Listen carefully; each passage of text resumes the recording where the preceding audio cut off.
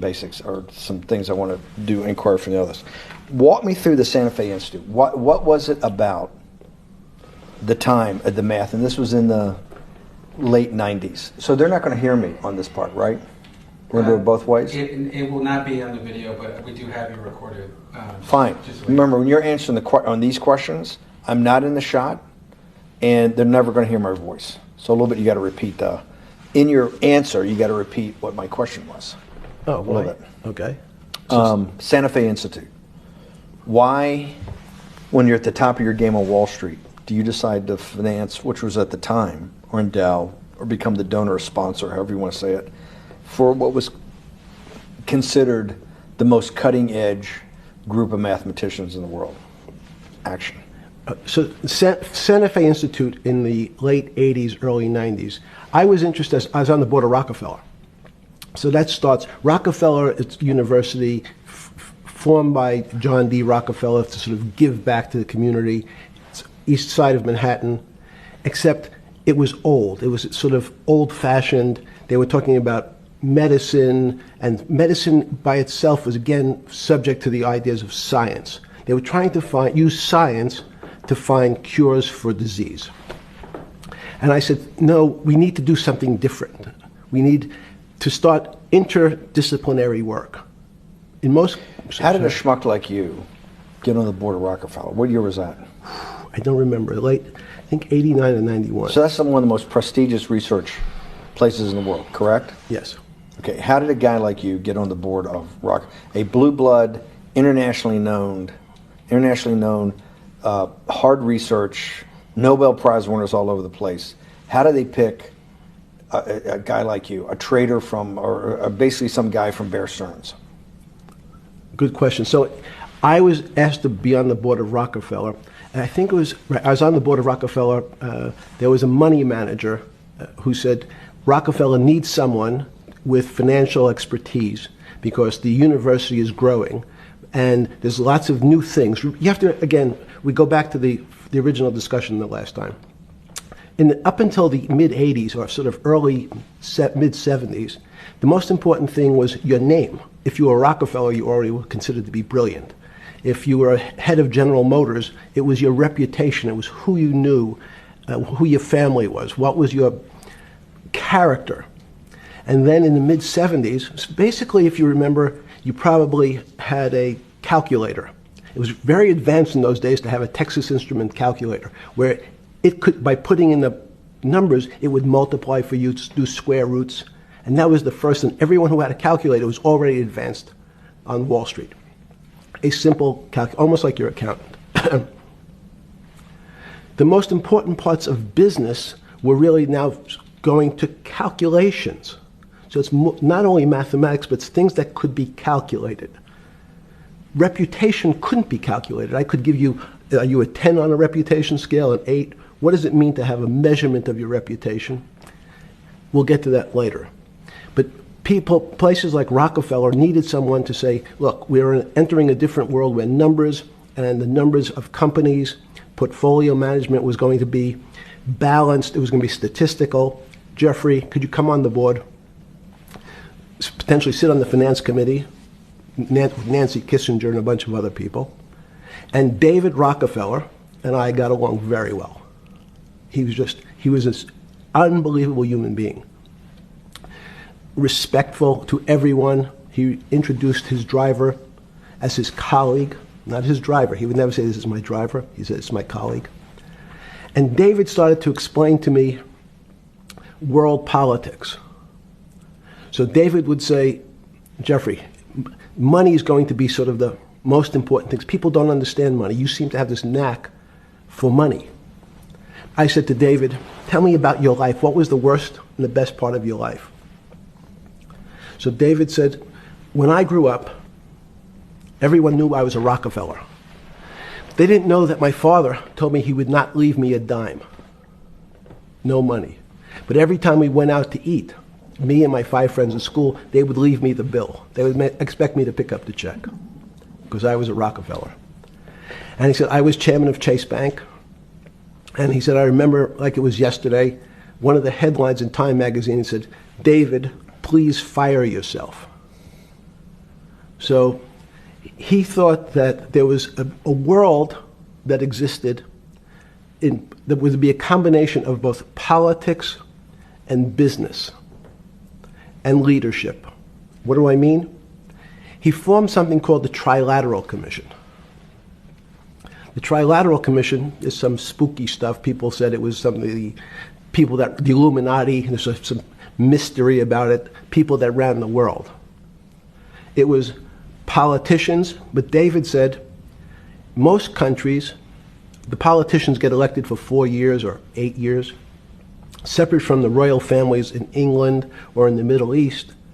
Someone's there for 4 years and then they're not there anymore. The most important people to have stability and consistency would be businessmen.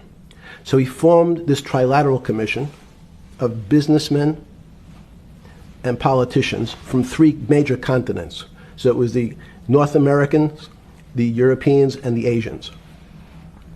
So he said to me, would you like to be on the Trilateral Commission? Now, I was 30 years old, 32 years old. I said, great. And he said, well, you have to fill out this application so they have your bio. And I looked at the list of people, and it was Bill Clinton, former president of the United States, Paul Volcker, every great leader in America, the Asians, the Japanese, and with a very long description of their history. And they asked me to fill in what I would like to have written. And I wrote Jeffrey Epstein, comma, just a good kid, which I thought was funny, nobody else did. So in answer to your question, at that time I recognized around the world that monies and currencies were not really well understood. But again, it was only numbers. So numbers, and I'll get to the fact that it was bad thinking. Numbers are very good. Are most people that you meet, even on Trilateral Commission, when you meet most people, do you find most leaders financially illiterate, economically illiterate? Most political leaders don't come out of a background of finance. Most political leaders come out of a background of being popular. So in some of the countries, in some of the African countries, for example, they might have been a military person. They were a general.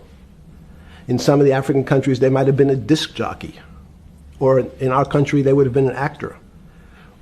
The knowledge of money they don't have expertise, they have no degrees in finance. They really, and this is one of the major problems, their expertise, if they have any financial knowledge, is of their own checking account or bank account and filling in their own taxes.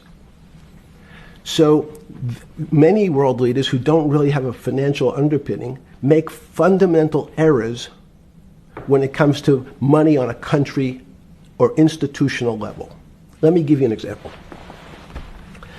If you, Mr. Bannon, if I said your assets increased last year, you'd say, that sounds pretty good.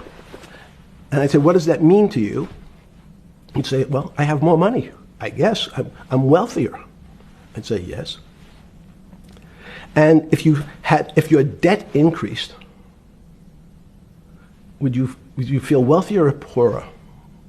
You'd say, well, I don't want to have increased debt. I don't like the idea of that sound, increased debt. Now, that and world leaders understand when their assets go up, they feel better. However, institutions like banks, things that people don't really understand are financial underpinnings of banks. When I say your bank, Mr. Bannon, you have the Bannon Bank, you doubled your assets. Sounds good, but what does it really mean? It means people owe you more money. You don't have any more money. What? Yeah. A bank's assets are how much it is owed by other people. That's crazy. So if the bank goes from a $2 billion of assets to $10 billion, it means people owe it an additional $8 billion, but their assets have gone up. So the terminology of assets and liabilities is different for banks. It's not natural. And what most people, and you ask questions about world leaders, there's many people, I think your old boss Mercer understood, there's a fundamental part of money which is called fractionalized banking.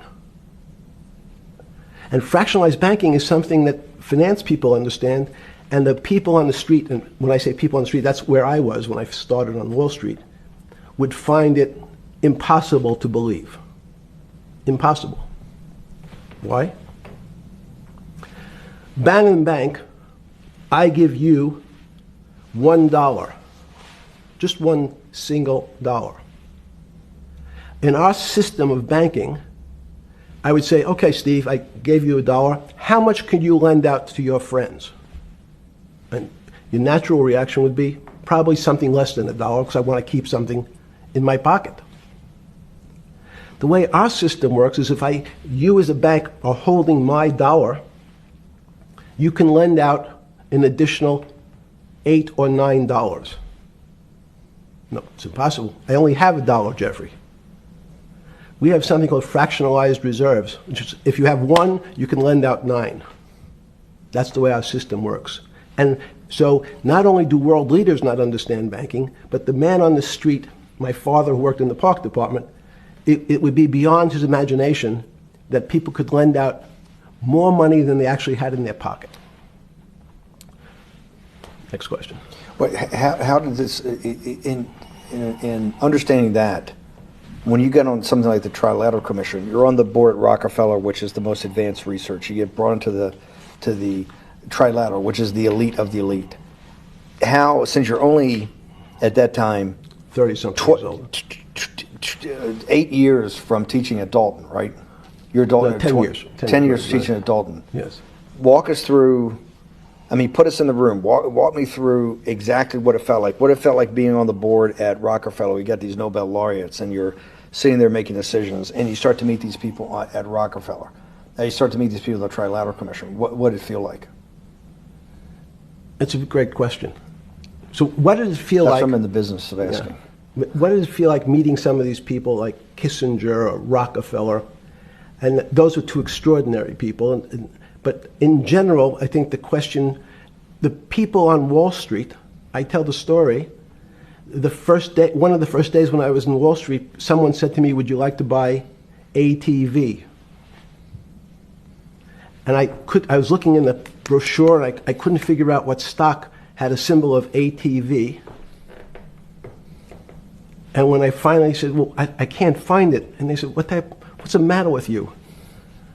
Do you want to buy ATV?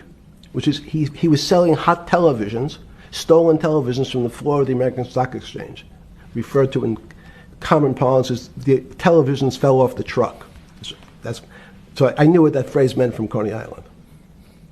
But what I found was most people, be it in business, in normal life, or in the world leaders, don't really understand money. It is something they think about. They have a sense of what it is. They certainly want more of it. But they also make statements like, we want more money, but we don't want more debt, which just shows a misunderstanding of what money at its core really is. So most people don't, they want to make it, they want to save it, but to understand it intimately is not a normal characteristic. At the first Trilateral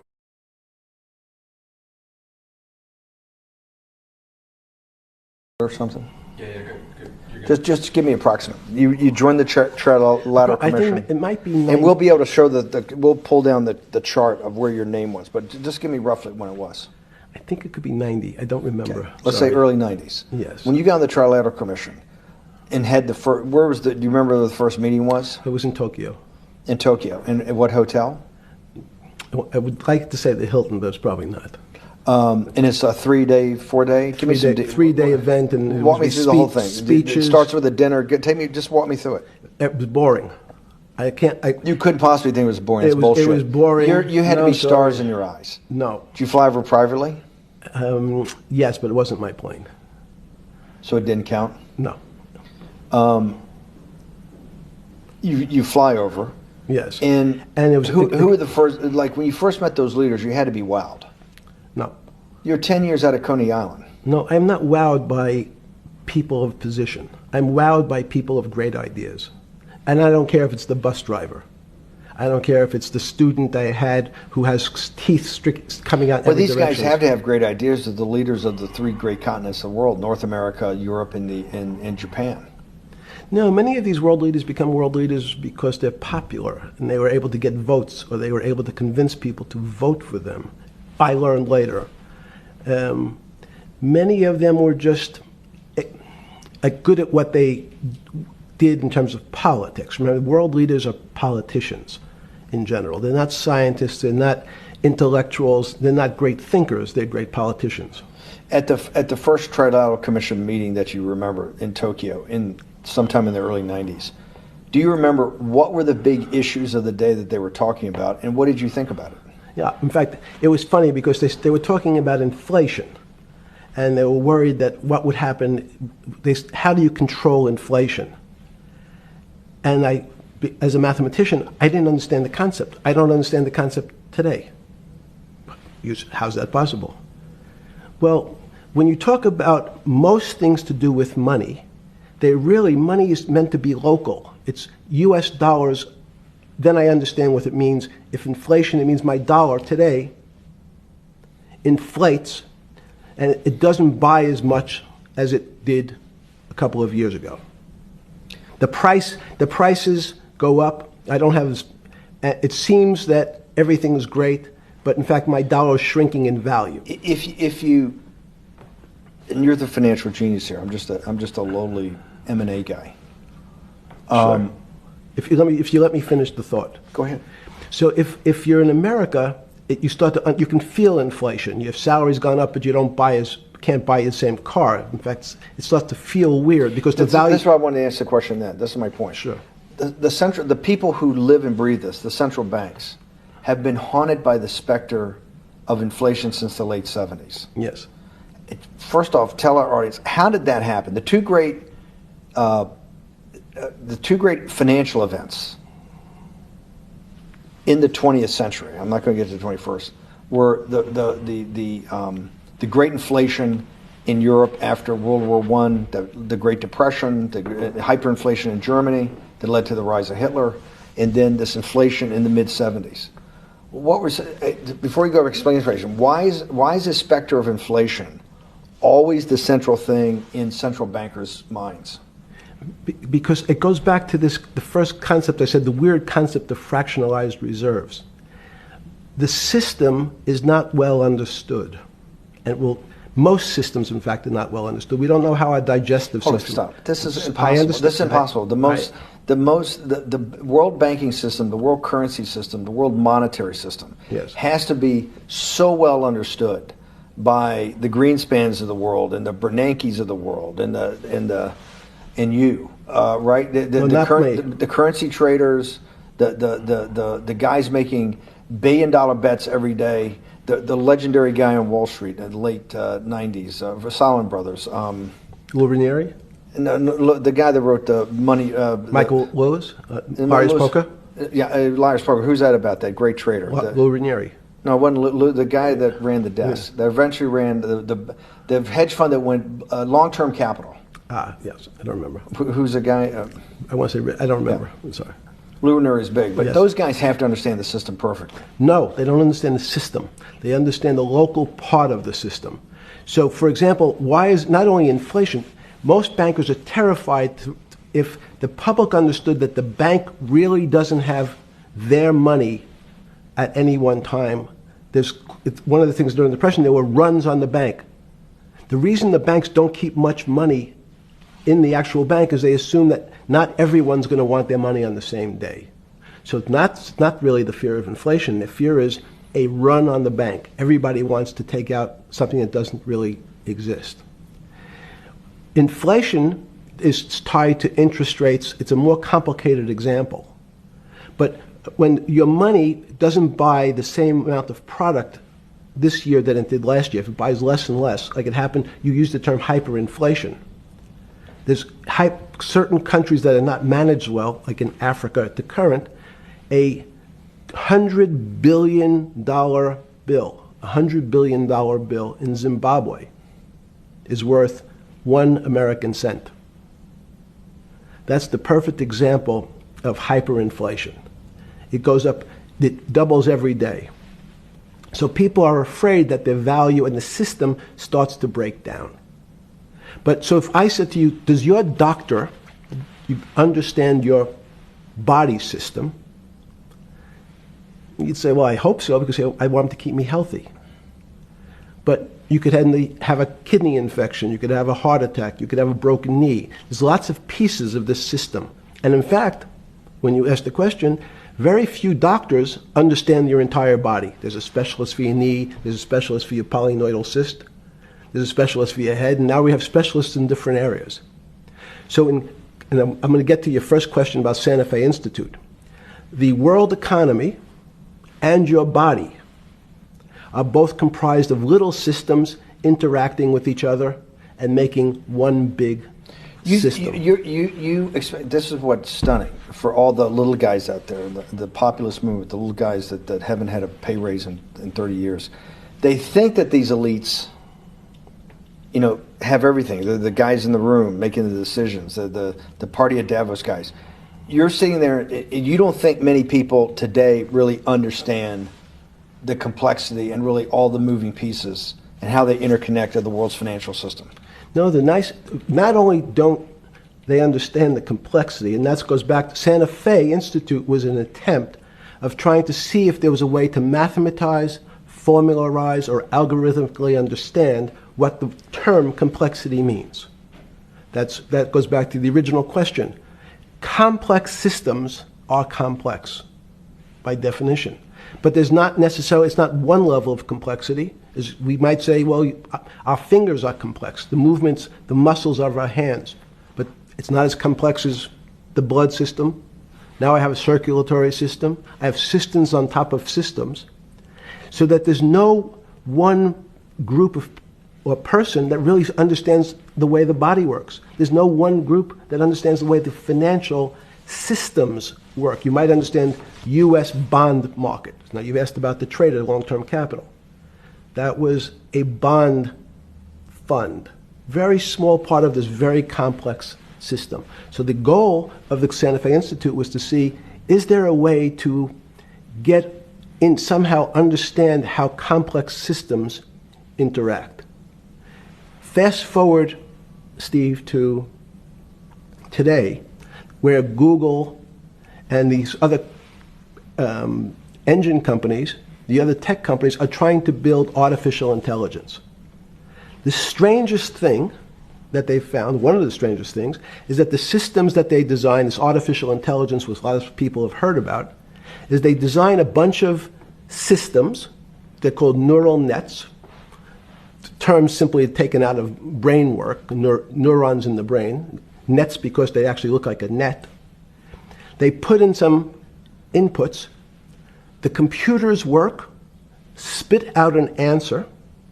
Sounds normal to you. It's because you're thinking about that calculator you had in 1976 on your desk. When you ask the person who designed the system, how did it come to that answer? How did your neural net, can you show me the calculations? They say, no, we don't know. We don't know how the thing we designed actually came up with that answer. That's pretty strange. They take the same neural net now and they put it in front of a video game. No learning, nothing. They said to the computer, they say, sit in front of your video game and learn how to play.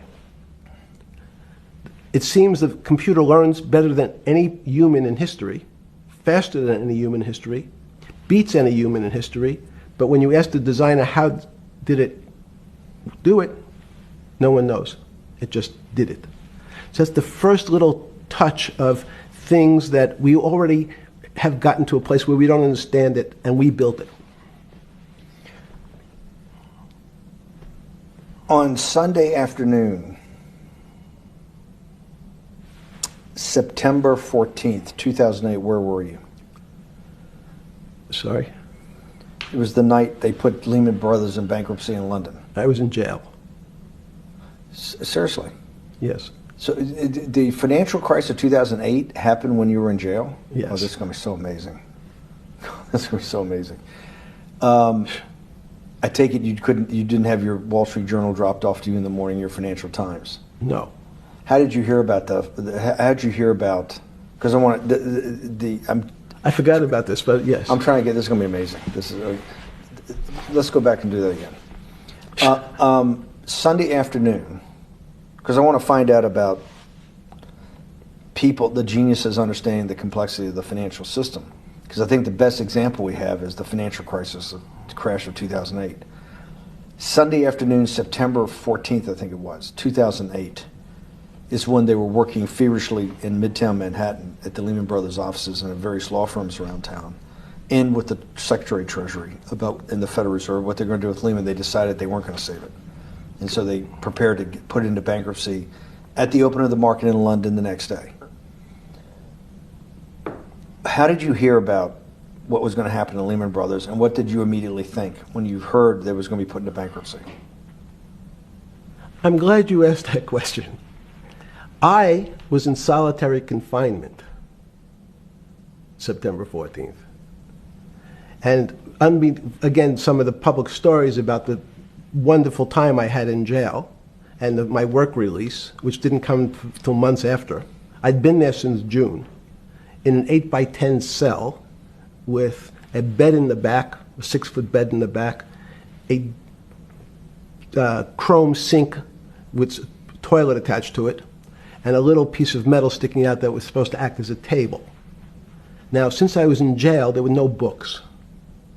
Why? There's no library. No library, but you're in jail. No, I was in jail, not prison.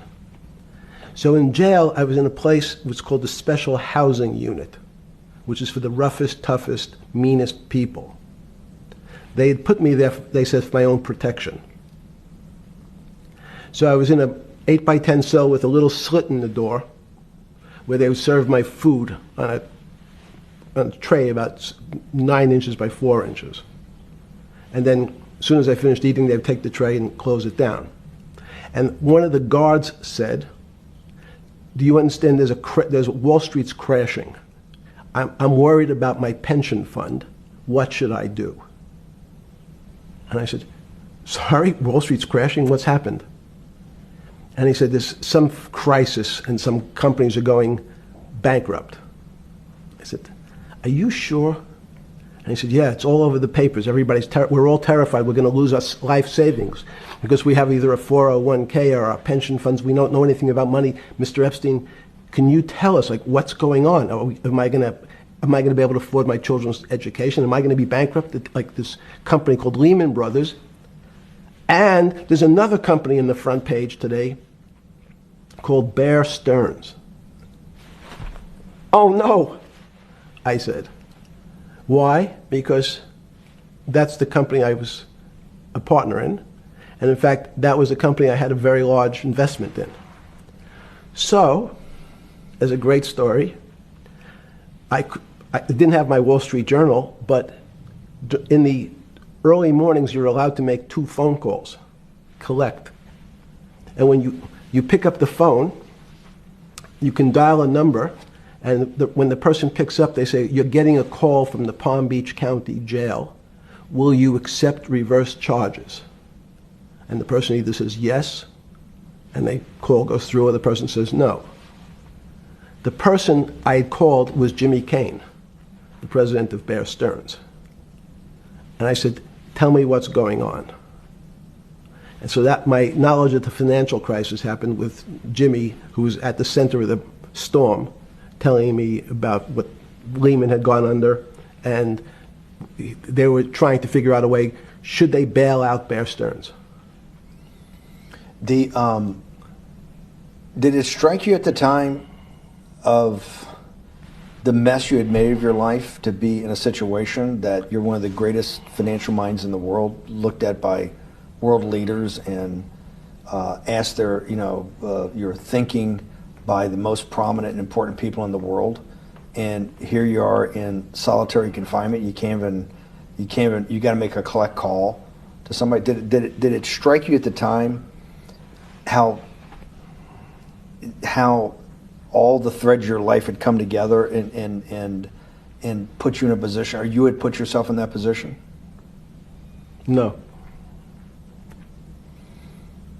So it never struck you when you had to make one of your 50% of your collect calls that day, you call the president or the head of the CEO of Bear Stearns, the biggest financial event in your life is taking place, of which one, every important person in the world would be seeking your opinion. Number two would be a once-in-a-lifetime opportunity to apply your craft. Number three, it would be a once-in-a-lifetime opportunity to make money if you were smart, and obviously you're smart. You're telling me here, truthfully, that it never hit you at all of how you'd ended up in a place where you had to make a collect phone call from a jail cell that was 6x9 with a steel bed and your food being passed into a slot. The question you want to ask is, who was the other call to? Okay. Who was the other call to? The other call was to my friend at J.P. Morgan, who was then, I didn't know it at the time, trying to buy Bear Stearns. So at one point, I had two phones. It was difficult because they're afraid people are going to hang themselves with the phone cord. So they don't actually come together and they're pretty short. So I was actually going between two phones talking to Bear Stearns and J.P. Morgan at the same time. So I found it amusing. And it never struck you about how to end up in a situation like this? No, that would be probably means I would be too self-aware. You can't possibly expect me to believe this. I know. I don't believe it. You're telling me that during that day, you never had a moment. You sat there and go, what the fuck have I done with my life that I'm in a 6x9 jail cell when I should be on a trading desk, or I should be in my $250 million greatest townhouse in New York City taking calls from the king of Saudi Arabia, the president of China, the head of Russia, the president of the United States, to save the world's population from a financial debacle. You honestly expect me to believe that that never happened? You're suggesting I was somewhat depressed, and how could this happen to me? I'm not saying depressed. I'm saying a moment of awareness of how could I get myself into this situation. No, I would just say how strange that this happens. It's strange. I'm wearing a jumpsuit and flip-flops. What color was the jumpsuit? Brown. Brown. Brown jumpsuit. Yes. I notice I don't see you in a lot of brown. No. Brown jumpsuit and flip-flops. Flip-flops, yes. With no access to books, no access to newspapers, no access to anything. You had lived on information. Except my Almond Joy bars. I had extra Almond Joy bars. Did you eat Almond Joy bars and things like that because you're afraid of what the cooks did to your food? Yes. Is that because of that you were in for the crimes that you were in for? No, it was just in fact, I was. Is it because you're wealthy? Yes. How did you know that? Well, people would constantly come if I was passing by or have to go for my medical. People would either ask to borrow money or make some other types of comments about. In the beginning, what were the comments? At the beginning, what were the comments? It serves you fucking rich guys right that you're here next to me. There was nothing about your crimes. No. So all this rumor you hear all the time about people in prison that commit the type of crimes you commit, you're saying in your personal thing is not true. No. It was all because you were rich. Yes. And it was all because they wanted to borrow money. Or get advice. Yes. Where they get advice to go long. Yes. You're telling me is this time to buy? You're telling me in solitary confinement they were interested in going long. Yeah. They wanted to know what does that say about human nature? Well, what I think the people find, one of the reasons they wanted to keep me in solitary confinement was they were afraid that everybody would want to know which stocks to buy. But what happened was, after this crisis, now it's on the front page of every newspaper. I don't want to lose this day. Sorry. When you first heard that, was it Bear Stearns had been kicked into bankruptcy, 6 months before? No, this is the same time. This is part of the same deal. I thought no. Bear Stearns, they saved Bear Stearns and didn't save Lehman Brothers. That's right. it. They let 6 months Lehman- before they had bailed out Bear Stearns. But Bear Stearns was still a zombie, A shell of its former a self. former self. But they had, quote unquote, saved it. They admit, why did they make the decision in your mind? Why did Hank Paulson and Bernanke, what's this concept of moral hazard? Explain to the audience what moral hazard is, and why did they save Bear Stearns 6 months before, and why did the smartest guys in the room decide not to save Lehman Brothers? It's a good question. The real issue is I'd have to go back when you have these systems to the way your doctor responds to any type of emergency in your body. If they might decide to save your kidneys and let your gallbladder go because the gallbladder is less important to your overall system. If at that time, even it's not that long ago, the boogeyman was when said, well, what really happened? Jeffrey, what really happened? What is this financial crisis? And, some of the progressives and the right wing blame it on the banks. It was the banks' fault. And it's the fault of this very esoteric, unknown concept of derivatives. It was really the derivatives that caused this financial crisis because the derivatives got somehow out of control and in the Mickey Mouse. And that was the way you started your road to a billionaire went right through derivatives. Yes. But derivatives were not the cause. Derivatives were not the cause at all. It's like saying your hair was the cause of your heart attack because it was on top of your head. So what when you was fell the down. cause? There isn't, let me say, there's no one specific cause. These are system collapses. So many times when they have to make your death certificate, when you say, well, what did he die from? They'll say heart failure. But if you say, what was the cause of his heart failure? Well, he had low blood pressure, his sugar was high, he was diabetic, he had all these other problems. But they say, no, we need a word on your death certificate. Did he die from brain damage? Did he die from heart failure? That's the financial crisis. Many people said, well, what caused it? They wrote, like on its death certificate, derivatives. But derivatives are not a fundamental cause of anything. Was it Sunday or Monday? I take it was Monday morning when you made your two collect calls and you were talking to Bear Stearns on one hand and Morgan Stanley on the other. J.P. Morgan. J.P. Morgan. That was Monday morning. Did you, Jeffrey, being one of the financial geniuses in the world, did you understand what Lehman Brothers going into bankruptcy, the domino effect, that by Thursday the financial system would be under such extremis that if it didn't have $1 trillion cash infusion in the United States, it might collapse? Did you know that at the time? Did you view that at the time? Yes. You did? Yeah. Why? Again, I don't want to bore you or the audience with the idea of it's a medical procedure, but you had system failures. So you'd recognize that if I said to you, did you realize when your father was on the ground and he was clutching his chest and he couldn't breathe, it was a bad situation, he could die. That's how I saw it. Did you immediately think about the commercial paper market? I mean, the mechanical triggers that actually you had to blow through these circuit boards. Did you know the circuits? Did you understand the circuits?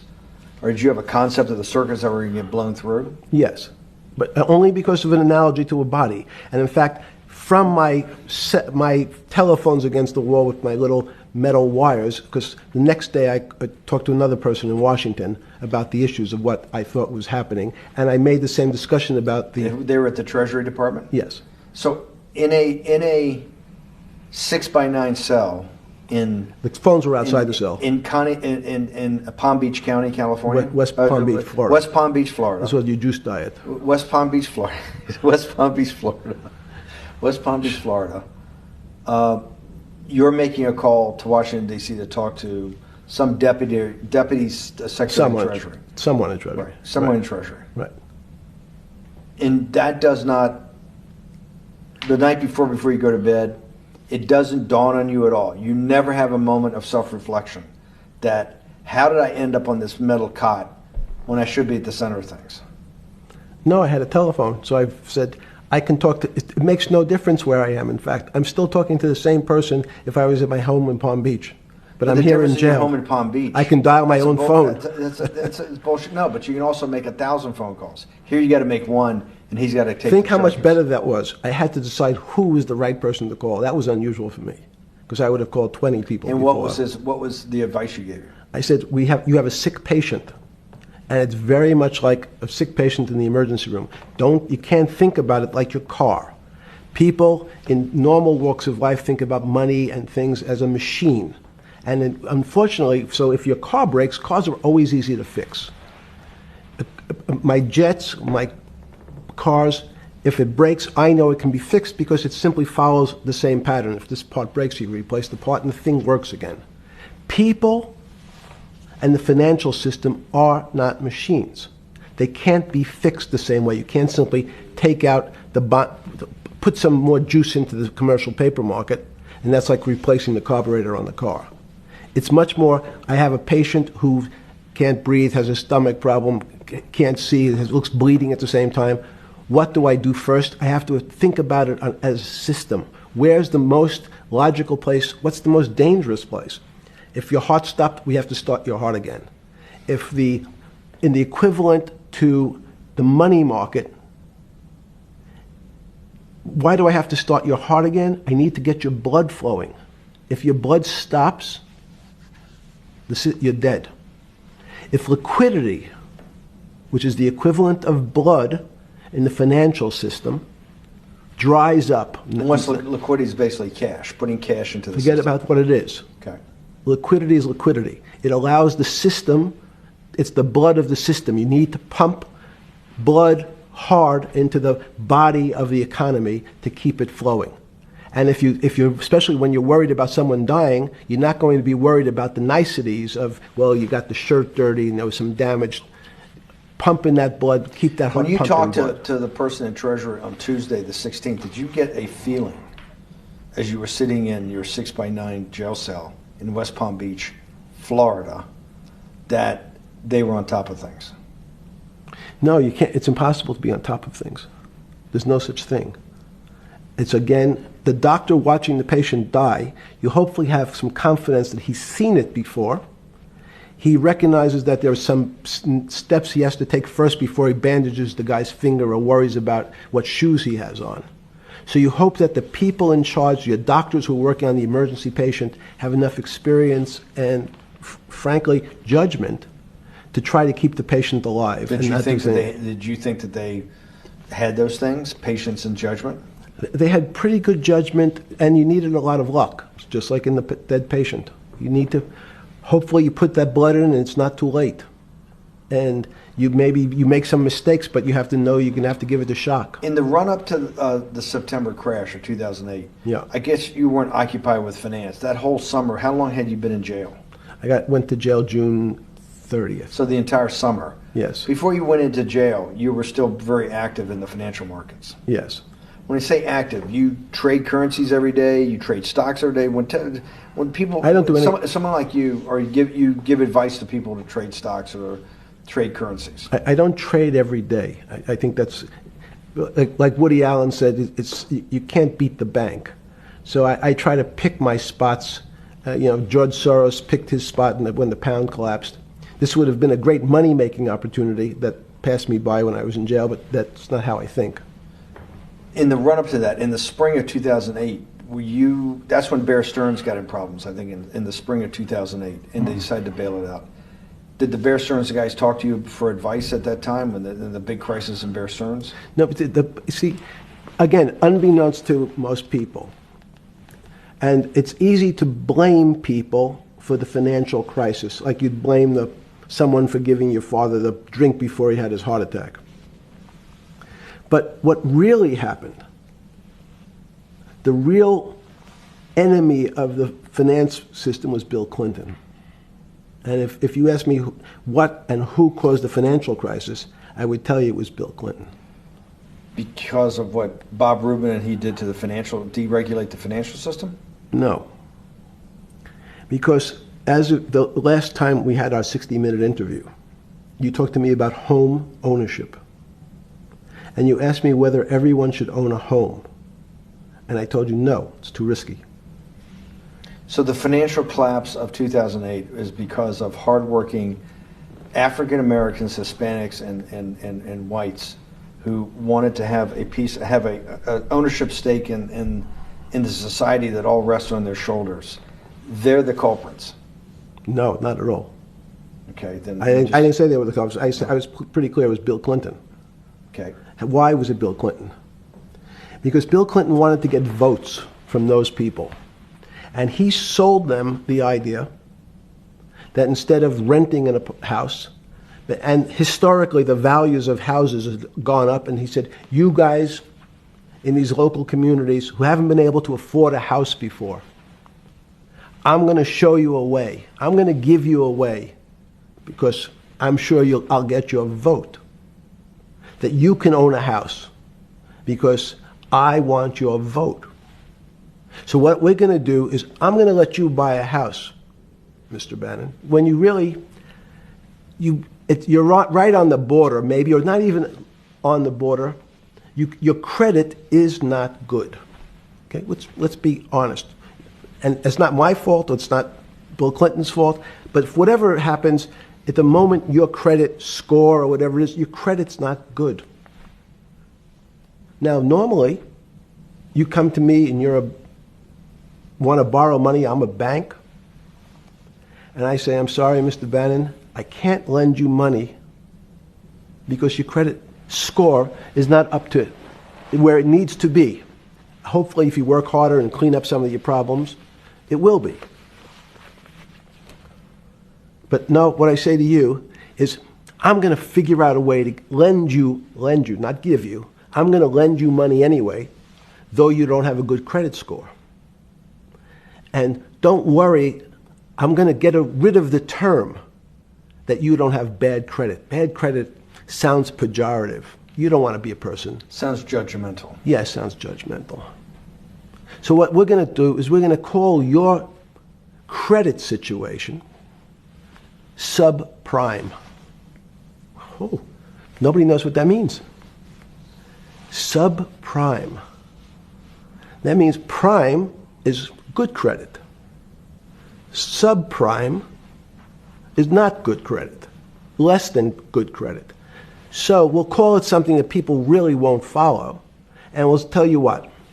We're going to have people lend you money, though you are a subprime borrower, and I will figure out some government agencies to guarantee your loan, though I don't think you're a good risk. So the banks say, no, no, no. We don't want, initially, the bank said, sorry, this is too risky, Mr. President, for us. We're in the business of managing risk. It's not our money. It's the hard-working people's money sitting in our bank. We can't lend to people whose credit is not prime. You're asking us to lend to people who are subprime. And he says, here's the key, if you don't, Mr. Bannon, I'm going to make sure the Justice Department charges you with discriminatory lending because you refuse to lend to my subprimers. In business terms, you should never lend to. But what we'll do is I'm going to form an agency called Fannie Mae and Ginnie Mae, just another agency names. They'll guarantee your loan. So don't worry. Don't worry. You don't have to pay it back anymore. Even though and maybe you don't even have to work as hard anymore. That's probably a harsh statement, but these players, these two big firms, Fannie Mae, will guarantee the fact that that bank will receive its money.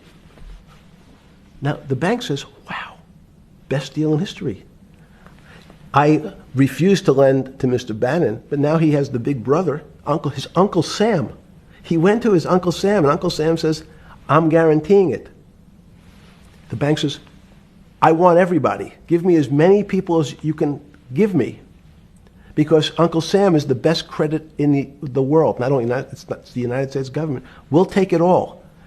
We'll take as much subprime as we can handle. Because it's the best investment for the moment. It's a strange investment because it has politics that has inserted its way into the numbers. Politics doesn't belong in the markets, but now we're going to have, I want the votes, we'll make guarantees that you who can't get a house normally will be able to get a house from the bank. The bank says, this is the best deal in history. We will package 100, 300, 1,000 of you subprimers, and we'll sell it off to somebody else. And the whole system becomes mired in subprime mortgages. That's becomes the issue. What do you mean mired? There's too much supply. Is a supply-demand problem? You get too much supply? No, it's a very good question. What does too much supply mean? Well, then you get to people, go back to your first question to me. Government leaders. Government leaders know if they're good, and they can do mathematics, they can balance their checkbooks. So certain people in Congress said, well, how do you value these subprime mortgages? The banks say, we've been valuing them the same way we've always valued them for the past 20 years. The accounting firms, there's something in this country called GAAP accounting, which is a standard type of accounting. And we account for them the same way we've always accounted for them. If we paid $1,000 for your mortgage last night, when we put it on our books today, we're going to say its value is $1,000. It makes sense. I paid for it what's its value? It's $1,000. That's what I paid for it last night. No. The Congress people said, that's not really a good answer, you know. That doesn't give us confidence that you know what you're doing. Because what happens if you have to sell it tomorrow morning? Something's happened and you have to sell it. Remember, there's kinds of stress tests. Would you be able to value it at what you paid for it the day before? And Wall Street says, that's not the way you can think about this. This is crazy. We always value things at the cost from the day before. And they changed the accounting method, in essence, to say not what it was worth yesterday, but if I have to sell, what would it be worth? That's impossible. So what happens is every bank now has to value something they bought yesterday at lower than they paid. Never before in 20 years did they have to do this. So something they bought at 1,000, on their books was 1,000, is now 990. That starts to, you asked the question about what did I start to think about. Something's 1,000 and 990, this person now has to value it at 980. When did you first start to get nervous, understanding Bill Clinton in all this? Did you change glasses? Yes. Okay. I changed shirt. I saw the black. Are you okay with it? Yeah, great. I think we're going to have all kinds of changes. I'm experimenting. Yeah. Okay. When did you get a feeling? Did you ever anticipate, before it happened, something like 2008 could happen? No. How could that be? Because it's the word, I can beat it to death, is that it's very much like would I anticipate I'll have a heart attack tomorrow? Unlikely. Was 2008 a heart attack or a stroke? Debilitating? It's a better, it was both. But why was it both? Because in fact, as I said, the blood was getting dried up in the system, and the head, which is sort of the central bank, wasn't working.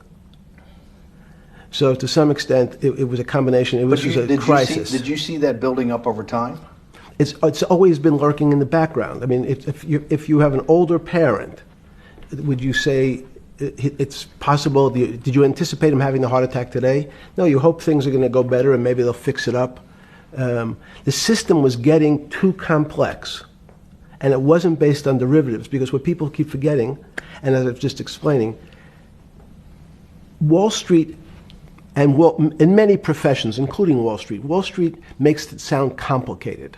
They don't want the little guy to understand what they do because they make so much money and they don't do very much.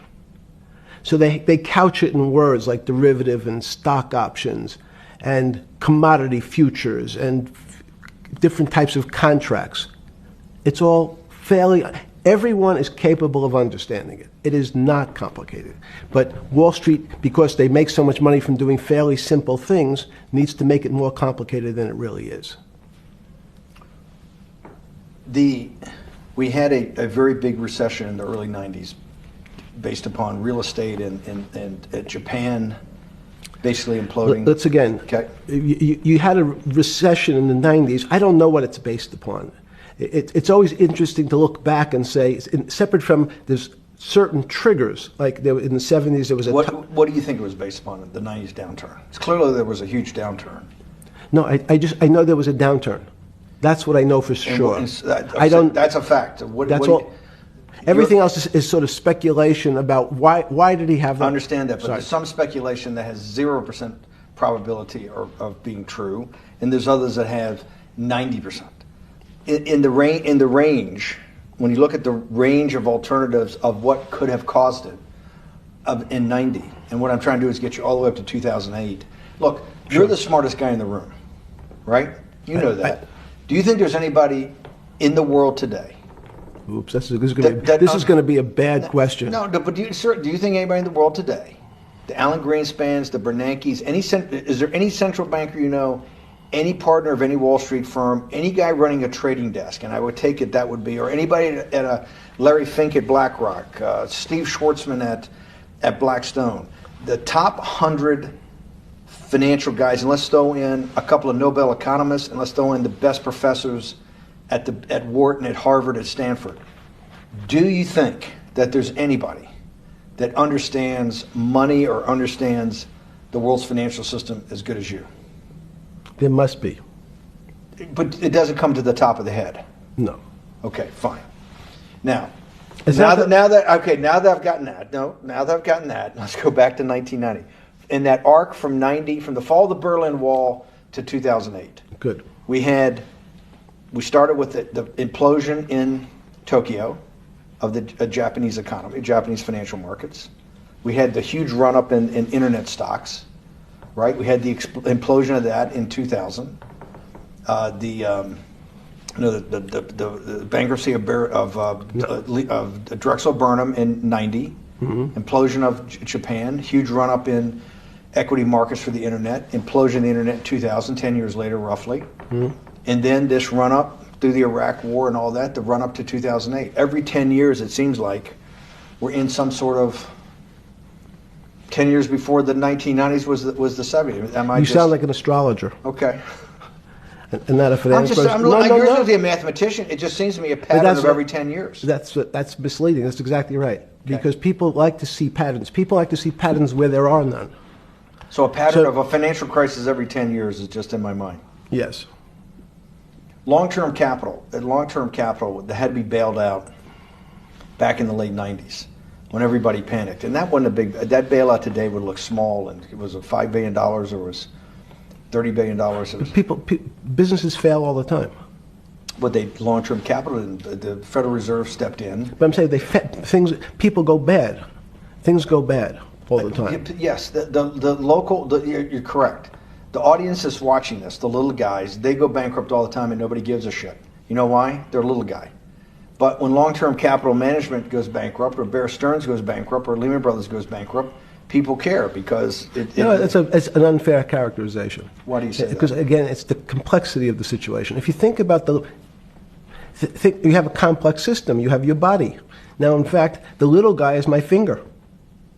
This is. And Bear Stearns is your heart. That's correct. The banking system is my heart.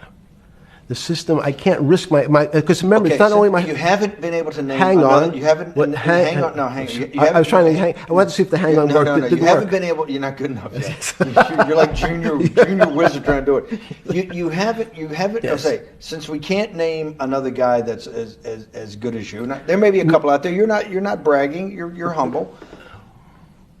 It had to be sometime. Please tell me there was some time before you went to jail and basically got cut off from daily information in the summer of 2008, that you started to get very nervous that this complex system, that something was deeply wrong?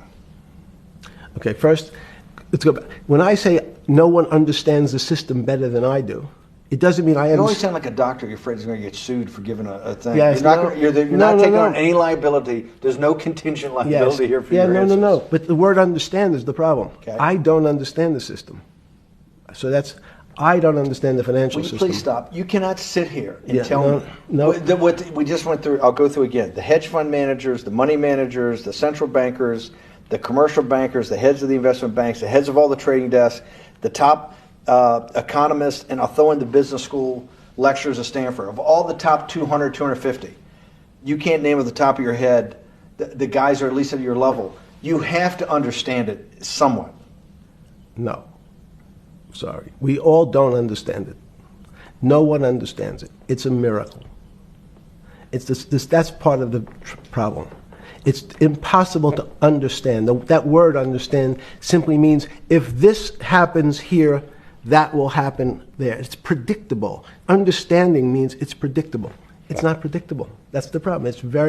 In complex systems, that was the fascination. Is there a way to tease out some level of predictability? So No. In fact, you would ask the question. It's a great question, which was it a stroke or a heart attack? Now, most people don't know that before they were going to have a stroke, they had a stroke. They just have a stroke. Do they understand why? In hindsight, you go back and you can make lots of explanations. It might sound good, and if you're talking to the working man, you're using language that he'll never understand. It's complex, so he, just like going to his doctor, he says he has a gastrointestinal problem, or he has diverticulitis, as opposed to saying, you had a stomach ache, you ate bad food. People don't like to say it in normal, everyman terms. The system had a stroke, but we don't know why. But you just, okay. Hardworking people, and there's a great social benefit, would you not agree, with having people having ownership in the system? When you say ownership in the system, it doesn't mean... Let's start over. Okay. So flip Sorry. over your phone too, because Yes. I don't want anyone to see Yes. on your phone. So maybe flip it down or something. Yeah. Yeah, who knows what the fuck comes up with that phone? That's correct. We don't want to send you. KSA. I can't not believe I've got the magic moment when you're in fucking prison or jail, wherever the fuck it is, It's in crazy. solitary. Now, there's a funny part to that we missed, which is said... Go ahead, tell it. The funny part is just what you asked me. Is there anything funnier than that? No. For black humor, I don't make any black comments. Sorry. You asked me what I was wearing. That's right. You're too wrapped up in the Me Too movement. Yes. So I was wearing a brown jumper and a brown pair of pants given to me by the jail with the word trustee on the back. Because you had qualified to be a trustee? Well, the funny part was it was spelled Trusty. So I wasn't really sure. I'd been a trustee in many different operations, but it was the first time it was actually printed on my back and spelled incorrectly. Probably had a higher level of being a trustee at that than you had at all the boards that you were trustees, right? Yes, right, because the trustee meant you get two devices to clean your toilet as opposed to one. Yeah, but it also meant that you had some sort of personal fiduciary own responsibility for oneself, right? In the jail? You mean? Well, that's what being a trustee is. That's where they give you two. Yes, you get two cleaners. I was a trustee in the jail because I was able to teach some of the kids to help them get their GED. So that's how they gave me a trustee job. There's no time. I got to go back to this because I'm like a dog with a bone in this thing. Yes. You can't. There's something deeply fucked up with you. At least something. Well, we know there are things deeply fucked up with this. You will get through in this film, Right. but you cannot possibly sit there, knowing that you came from nowhere, knowing that you went to the very top of what is considered outside of science and maybe physics, the thing people most admire because it's like alchemy, understanding high finance. To sit there in what will be the defining financial crisis of our time, like Black Friday and or Black Yes. Monday, whatever it was, in the Great Depression, and be there at that exact moment, triggered in part by a firm that you used to be a partner in and knew intimately well, and it created much of your initial net worth because of, and know that you couldn't, someone who lives on a phone, right? Yes. Because you do live on a phone, right? Correct. You had to make just 2 collect calls. You cannot tell me sometime during that day you did not have that conversation with yourself of how the fuck did I do this to myself to put myself in West Palm Beach in a 6x9 cell with a metal fucking bed with a brown shirt that said trustee spelled wrong. So did I find it amazing that I was there? That's a Not better- amazing, and I don't want to say it was not funny. Oh, I thought I wasn't funny. Right. But Not amazing. it was incredible. Incredible in what way? This- Incredible, like how do I do this to myself? No. It's as incredible as me sitting here in this house. They are both just 2 sides of the coin. That's how I think about it. That my life today is incredible. Do you consider yourself a stoic? No. I consider myself a hermit. Stoics are not very happy. Being a hermit then, being in that 6x9 cell, being in the cell qua the cell was not the problem, right? Correct. What was the problem? Eating the almond joy bars. Because you couldn't eat the food. No, right. But remember, my life is. Did that ever strike you that I can't eat the food because somebody might have done something to it? I gotta live off an almond joy bar, 1 a day or 2 a day or whatever. How many ever sneak in a day? No sneaking in. Your 1 almond joy bar, it did not hit you at some time? How the fuck did I do this? No. Let's go back to the spring of 2008. Were you so wrapped up in your personal issues at the time you were not spending enough time on the financial markets, or were you deeply involved in the financial markets like you normally were? In No, the spring of 2008? I was involved. So we're saying that the smartest guy in the room didn't see it coming. No, of course The not. bankruptcy of Bear Stearns, you just thought was a Bear Stearns problem. You didn't see it as systemic. I know you keep harping on it, but it's not. Because you're a mathematician and understands systems. And It seems that anybody that understands that they had a systemic problem, you would at least be the first on the early search radar. If you're not going to see it, then I'm really afraid, because that means that I always assume there's at least a set of guys out there that have some sort of sense that something's not right. Imagine the guy who has a stroke or had the heart attack. When you ask him, did you feel funny the day before?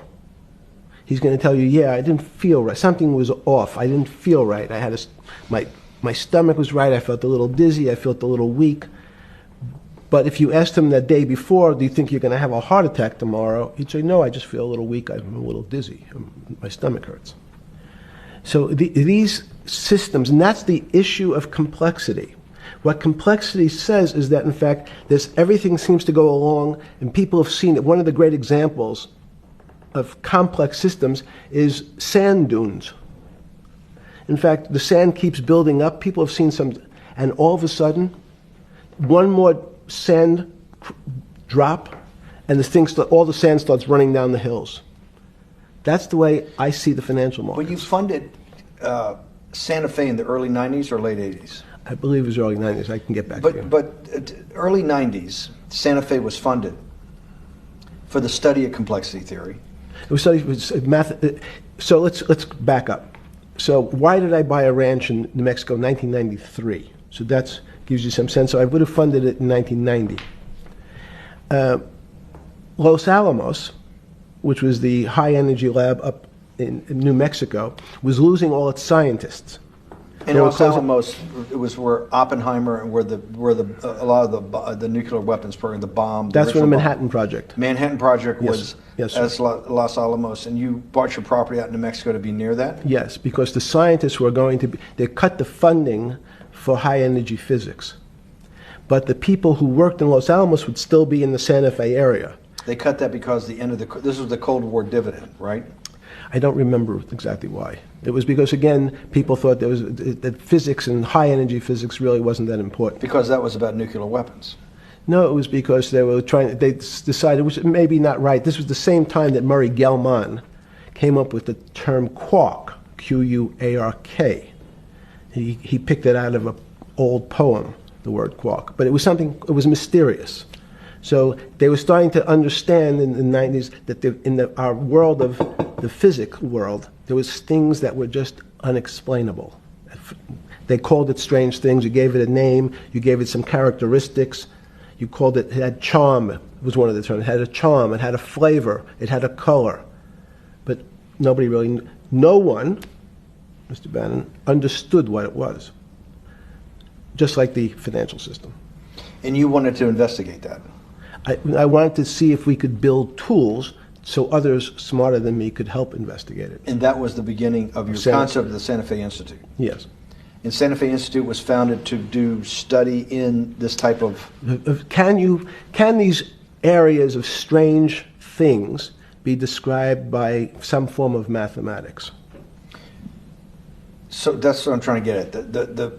The foundational thought, the organizing principle of Santa Fe, yes, in the high physics lab at Los Alamos, right, which had been the headquarters of Manhattan and the Trinity Project, right, the bomb. Yes. So you're talking about the elite, the high priest of physics. Of physics. Yes, sir. Which high priest of physics, some subset of that is also mathematics. Yes, they're both similar.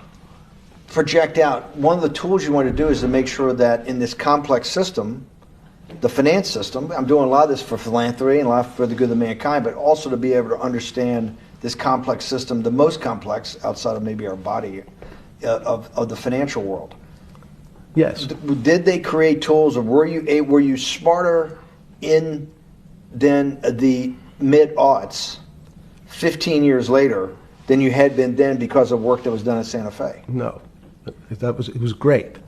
But in fact, most of my philanthropy in the area of can you describe things that appear to be unexplainable by mathematics, and can you fund people who have new ideas? And unfortunately, when someone thinks they've been able to, there was a man, Stuart Kaufman, when they think okay, I figured out how to be able to predict the unpredictable, what appears to other people to be unpredictable. But my system, in those days it was called genetic algorithms, can predict what things will happen, and they all want to make money. So they use their systems to try to figure out, they know they have figured out the way to make money because they figured out the unexplainable. They try, they go bankrupt, and we start again.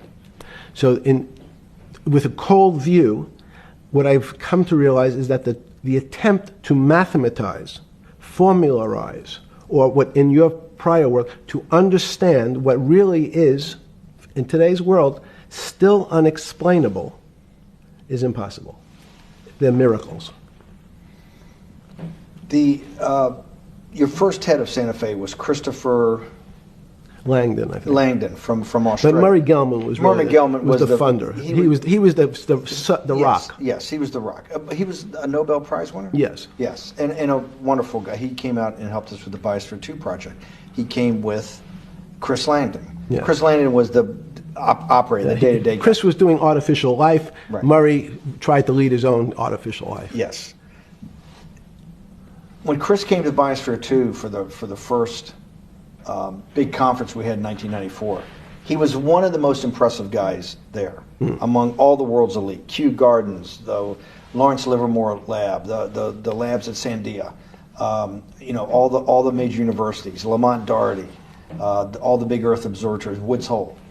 What set Langdon apart, I thought, and the reason I invited Santa Fe to be part of it, was Langdon actually made a presentation that everything, and he was making this to scientists, a lot of marine biologists, a lot of people that were just beginning, Wally Broker and people who were just beginning the study of climate change, at that time called global warming. That he made this compelling presentation that everything's really mathematics. Yes. It's all just back to math. And you have to, all these experiments you do, you're not, one of the reasons they're not considered by the high priest in physics as being real experiments is that they don't have a mathematical basis to it, and everything has a mathematical basis to it. Langdon seemed like a radical visionary. What happened to that concept? You go back 350 years. So you have Isaac Newton, you have Leibniz. From move forward, you have people like Heisenberg and Gödel, and what every one of those mathematicians and philosophers came to understand is that there's something there's numbers can describe certain things, approximate certain things. But in fact, trying to put measurements and numbers on other things that are really unexplainable is folly. So 300 years ago, they said that unexplainable realm was God. And people who attempted, in fact, to explain the unexplainable, who said, yes, I understand the unexplainable, were charlatans, they were the occults, they were the astrologers, they were the con men. Alchemist. Yes. Well, no, alchemist was, in fact, they believed that there was a way to transmute one metal into another. In fact, they always wanted to see if they can create gold. There's no reason, if you think about it, they recognize that one metal is different than another metal because it has some additional pieces to it. It has additional neutrons or protons or electrons. So because they thought it was a machine, they believed it was a machine, if I can take 5 protons and add 5, that gives me 10, I should be able to get gold. Move everything around inside these systems, the molecules transmute one molecule into another, and if this molecule I've transmuted it into is gold, I'm a rich man. It's back to money. But there's something strange happens. Isaac Newton says, this is really weird. If I want to push a ball on the table, I have to touch it. Maybe I have to blow on it. But I actually have to push one side of the ball or the book to move that side. I'm pushing here, and obviously this thing is what appears to us humans to be solid, so it moves as one thing. But the only way to get something to move was to touch it or put a force against it. Okay, seems to make sense. Everybody has that experience. I want to lift a glass, I lift it. If I want to push a ball, I push it. If I want to pull a ball, I pull it. But he recognized when the ball fell off the table, it went in a different direction. How's that possible? Nobody pushed the ball down. And he says, this is crazy. Why did the ball go down? I didn't push it. I just let it go. So someone's pushing the ball. Because I know that I am confident that the only thing that gets something to move is with a force that pushes. So there's a force that's pushing the ball down. In fact, he called it gravity. He measured how fast it was pulled, but never was able to explain why it happened. How is it? What is gravity? It's this. Everybody says, well, why did the ball fall to the ground? Because gravity took it. But what's gravity? That's, as Feynman would say, that's the name of the thing. We have no idea what it is. This goes to Santa Fe. They were trying to explain the unexplainable. Can we measure, can we figure out a way to predict the stock markets using these types of chaos complexity? Before we get there, let's walk back through it. Let's go back to Newton. Sure. Pre-Newton and then Newton. What did Newton solve that for millennia up to Newton had not been solved? And then I want to go forward all the way to Santa Fe, what they were trying to solve. Let's start with just 2 or 3 of the basic guys, but let's go with Newton. What pre-Newton, it was what? And then why is Newton such a genius? In such I think mathematically they told me one time, I've seen there's been 115 billion people roughly that have lived on the earth. And of that 115 billion, Newton. Are you sure that's a number? That sounds a lot, very high. We only have 7 now. I think in the history of the earth, I think I'll pull up the stat for you, but I think it's 115 billion people. They figure that probably is inflation. That's why you have lived on Earth. But he's one of the handful of the most important. What did he solve for? Why is he so important for how we live today? And then we want to go through Leibniz and the other 2 or 3 other major ones to get us to Santa Fe? Well, it's a long journey. This is the heart of what we're trying to do. Let me take a bit of a detour just Okay. a second. What if you went to high school and the last year in your high school, you took calculus?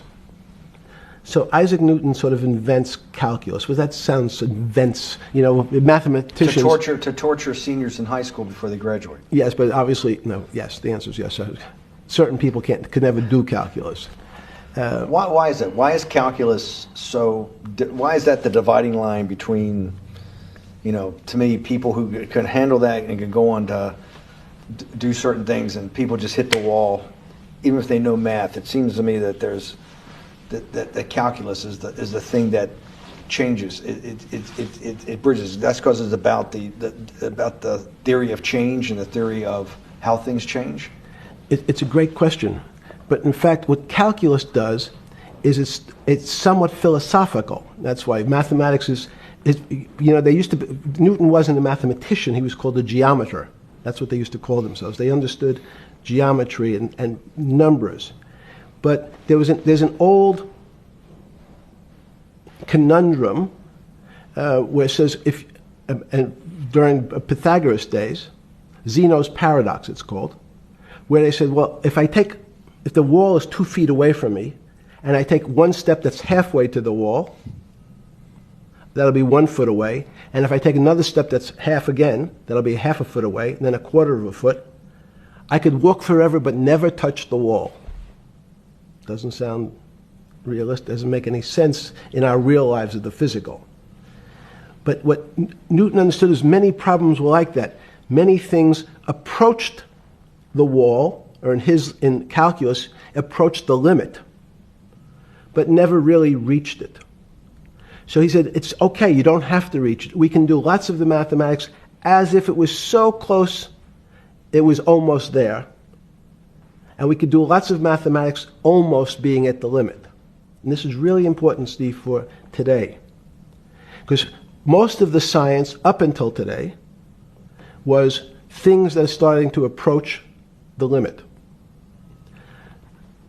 You were taught in high school that if you had 1 divided by 0, if you remember your high school algebra, you were told, what's the answer to that? Is there an answer to 1 divided by 0? No, if you were in high school, I'd say, stay away from it. It's the boogeyman. You could write it down as it's undefined.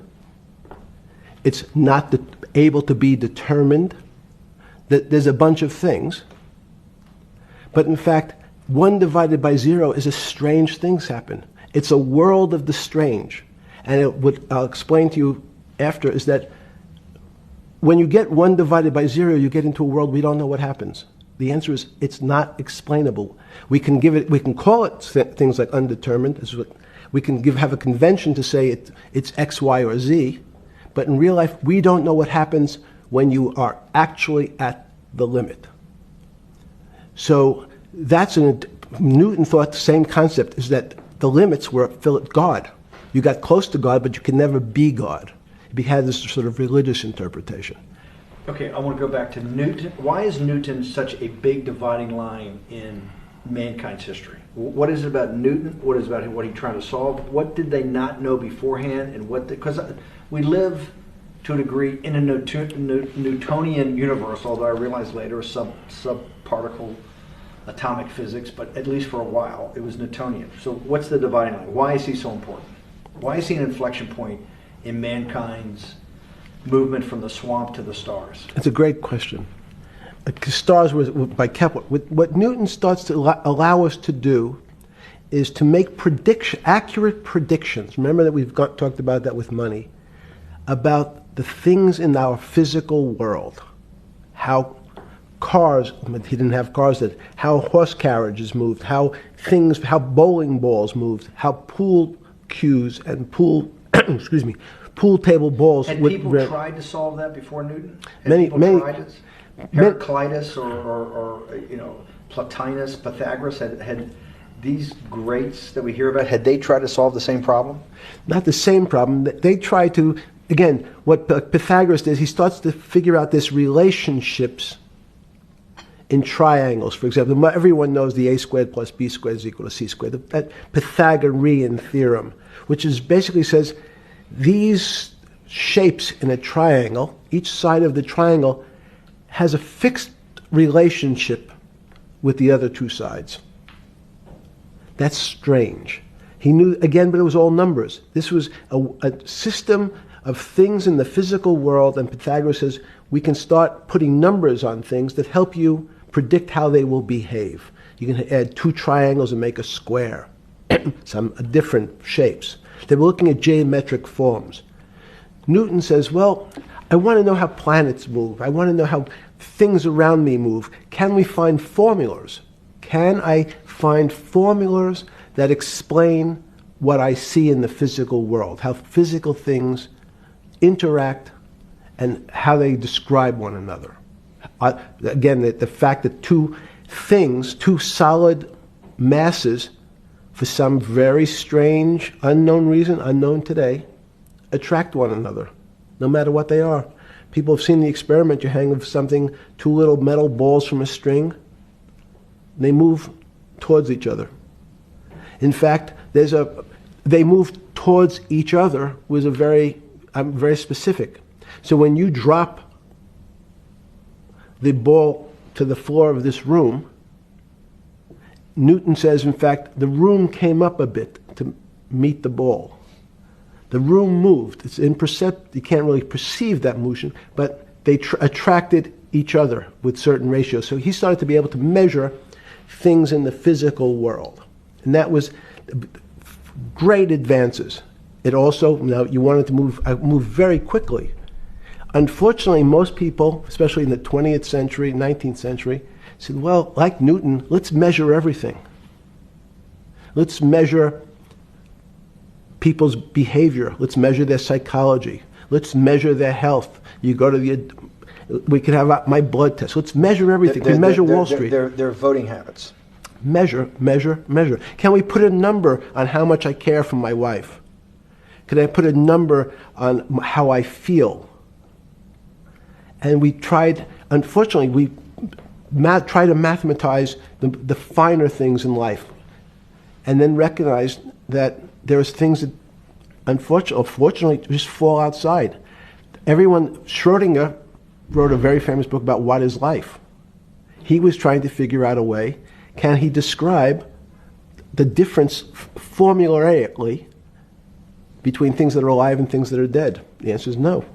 The things that are alive in my world are miracles, not magic. Magic has a bad connotation, trying to hide things. You don't believe in the spirit or the soul? That's what animates people, is your spirit or your soul. Have you ever seen someone die? When they die, their spirit leaves. Their soul leaves, no question. So there's no question to you about no that. Question. There's no question to you that there is some animating life force within us that leaves when you're dead. Yes, in fact, I refer to the soul. This obviously a certain the questions in the past, even because during people would normally think you were soulless. So thank you. But have you talk about you actually believe in it and have done some thinking about it is pretty shocking in its own right, isn't it? Well, again, mathematics, Leibniz thought. So Newton was at Cambridge, and he was the head of the math department, right? He's a professor, essentially. Yes. But Leibniz, was Leibniz a German professor? Yes. But what Leibniz said is, the soul is so strange, because God took chemicals, which is simply the material, like tables, and he somehow made this material able to have a thought. How strange is that? Not only does it have a soul, but some way it was put together that this material substance is able to think. So when you say to me, it's obvious to everyone that there's such a thing as a soul. Now, if you're part of the Charlatanville, you'll try to explain it to people. The soul I describe as the dark matter of the brain. Why is it dark matter? Because in high energy physics nowadays you hear terms of dark matter, dark energy. Again, terminology. It's a complicated term. Why is it dark matter? Because we can't see it, that's all. What do you mean you can't see it? Well, somehow we see something moving towards this area of darkness. Something, I can see this thing. This appears to me to be empty. It's just black. But I see it being drawn this way. So I say, well, I know if this were matter, that would follow that equation. If this was solid, it would explain the way this particle moves. But I can't see anything here. So I'll just call it dark matter. And I'll say, I don't know what it is, but it behaves as if there was something there. The soul is obvious to everyone that there's something different between things that are alive and things that are not alive. But we have no idea what it is. It's currently unexplainable. I believe we need an entirely different system of analysis to try to figure out. But Sorry. No. With Newton, with all his chemical studies and things he worked on the spiritual side, Leibniz had just talked about the soul, Schroeder talked about what is life. If a modern scientist or someone that you funded at MIT or at Harvard or one of these things talked in those types of terms, they would be considered to be a wingnut today, wouldn't they? They would not be on the path for tenure, right? Unless they were in the philosophy department. This is exactly my point. We're talking about three of the greatest mathematicians in mankind's history that have really changed mankind. Talking like this, what happened? How do we get to a situation where they could not be in the high physics, they could not be in the mathematics department or working in high energy physics? Good, it's an easy answer. Newton was a combination of mathematician or geometer then and philosopher. And as time went on, those disciplines seemed to move apart. We had philosophy. Some of the philosophers can't do math, and some of the mathematicians. And again, mathematicians often break into two categories. People that solve problems. Those are more like geometers in the old days, just problem solvers. And then there's thinkers, theoreticians. They're more like the old movement towards philosophy. But neither one of those two groups have been able to figure out why something is alive as opposed to something that's not alive. No one's been able to describe what the soul is, but we all know it exists. And I think what we need is science is a bad word. I think science only describes the things we already know about the physical world. In fact, there's an argument that the physical world that we see has been created out of our systems of mathematics. Mathematics, everyone knows mathematics describes the physical world much greater than it should, unless my view, the physical world really comes out of conscious beings that have mathematics. So they create it. This table appears to you and I to be solid. To a bat, because we have light that's bouncing off the table into our eyes, it appears solid.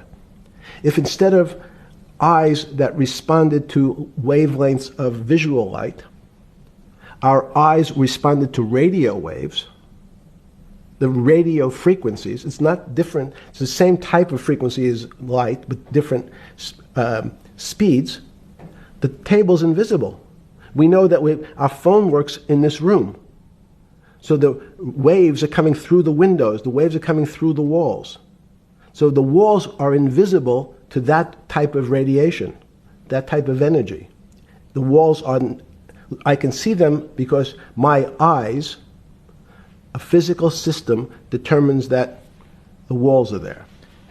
You, with Murray Geldman, you founded, or were the original donor, and had the idea of Santa Fe Institute. In 10 or 15 years later, that effort to study the complexity of systems mathematically. Yes. Was a total failure. Yes. A total failure. Total failure. Why is that? It's the failure of science because, in fact, if to some extent science doesn't describe romance. I don't know why I'm attracted to somebody. I don't know. People are attracted to each other, and everyone has the same feeling. They've seen someone walk in the room, and they say, "Oh, that person gives me a creepy feeling." Science has tried to describe. Science doesn't describe what creepy feelings means. They just know it's a creepy feeling. I think women as I said the last time, have an intuitive sense. What is intuitive? They have intuition, they have feelings, and they're able to deal in the realm of things that men, especially men like myself, find unexplainable. They have women have intuition, men see things a bit differently. Men want to measure everything, women are not really that interested in measuring. In what you're saying in macro terms, you actually think science, mathematics, maybe ultimately technology is moving to that more intuitive? I think science and math are old-fashioned. And unfortunately, people are still taught that they have to learn algebra in school and certain things in school, as opposed to learning to have an emotional... Is this what Larry Summers was trying to get at? Maybe he didn't say it perfectly enough, but what he was trying to get to in that system, the systems we study today, the way mathematics is either taught or understood, that women just haven't gotten up to the highest realms of engineering or physics or mathematics because of that. And you're actually implying that there's a either new branch of science, or we've hit an inflection point like in Newton that's going to go in a... Newton took mankind in a different direction because he was able to measure. Then you had subatomic, non-Newtonian physics later. Are you saying that you think there's another developing field that's coming up that may take us, I don't know how many decades to get our hands around, but that's what's evolving out of this? Yes. Yeah. In fact, I think that mathematics, it's not the end of science. Every year someone says it's the end of, we can't discover everything. There's lots to discover with relationship to the physical world, but we know a lot already. In respect to the unexplainable world, we almost know nothing. Women, again, sense it. And instead of Larry Summers, I won't digress too much, but Howard Gardner early on said, there's not one form of intelligence. It's not mathematical intelligence. There's emotional intelligence, this kinesthetic intelligence. There's this argument that I reject that black people are less intelligent than white people. It's not true. We know, for example, that if I was in the forest and I had to run from the lion or figure out a way not to be eaten, and my competition is a local African, I'm the one who's getting eaten because they have the intelligence to deal with their local environment. So it's just different. It's not better, it's not worse, but there's many differences amongst different types of people. And so people have different intelligences, and they excel in some intelligences usually, and less so in others. When did it come to, because the world of high finance is a world of pure reason, or is it a lot of emotion and gut checks and on trading desk and central banks when these decisions get made? Is it that high church, like the high church of science of high energy physics, or is it as much emotion that comes in as much as the mathematics and the reason? It's a great question. I think if you talk to really experienced and successful traders and you ask them how they know what's going on, they can't give you an answer. They don't know. They feel it. They can feel the way the market's moving. They can feel the way the stock's moving. And that these are not very well-defined terms. It's difficult to put in mathematics terms, how did I feel it? You could look back and make guesses what I was seeing. But great traders feel it and then act on their feelings. That's the difference. Many people feel it but are afraid because they want a mathematical justification before they take that next step. When you first got on the trading desk at Bear Stearns in the late 70s or mid 70s, were you shocked by how little actual understanding of mathematics that the traders comprehended? Yeah, well, again, we had a Texas Instrument calculator. Most stockbrokers, especially before 1975, if they were good stockbrokers, could add. That's about it. They could multiply. If you could multiply, you were already in the top 15% of stockbrokers. Stockbrokers simply meant there's a story. When I went to the first person, I had no money. And I said, how much money do you make a year? And he said, $400,000. I said, impossible. I'm making $10,000. That's probably more than your family had made in his entire existence. Yes. And he makes it in a year. I said, what do you do? And he said, it's too complicated for you to understand, which is what the main thrust of Wall Street people, they want to tell you it's too complicated. Because if you understood that that person was simply, he had a brother-in-law, in fact, in this case, who ran the pension fund at General Motors. His brother-in-law would call him and say, buy 1,000 IBM. He'd hang up the phone, he'd write it out on a ticket and walk it to a window. That was his entire skill set. Hello, write what my brother-in-law says, walk it to a ticket window. Give me an example when you were on the trading desk in the early days of Bear Stearns of a time that you felt either complete uncertainty or you saw total panic, where people, something was happening that people couldn't foretell and that they were like in an airplane cockpit where it's going wrong. Walk us through that. In 1978, I think it was, across the news wires, there had been a collapse of the currency in Thailand. On the other side of the world, had no relationship to me. I wasn't sure where Thailand was. But the fact that a currency, a country's money, had all of a sudden dropped tremendously in value affected the rest of the world's markets. And people panicked because they'd never seen that before. A very small part of a very complex system had a shock throughout the whole system. So prices on Park Avenue apartments, the bond markets, the stock markets, every started to gyrate. You know, there's an old mathematics expression that if a butterfly wings in Mexico make the wrong turn, it spins out, and eventually, by the time it gets to Canada, it turns into a tornado. So these are part of complex systems. So yeah, Wall Street in certain parts. Santa Fe Institute was supposed to actually come up with a formula for that, for the butterfly wings. Why in 15 years did you reach the end of at least that experiment? Every attempt to, that's why it's so exciting now, because I think certain people are starting to realize that there's so many things that are unexplainable that we have to think about them differently. Music is a great example. It's a common man's example. You know, when you hear a certain song, it makes you feel a certain way. How does it do that? We don't know. We can't mathematize it. And even that music, Steve, nowadays we compress music. When you have a violin, it's compressed onto your iPhone. So what does compression mean? I'm taking lots of information and I'm cutting it into lots of pieces and squishing it together. And when I squish it or compress it, I have to take out lots of pieces, but I say that they're not very important pieces.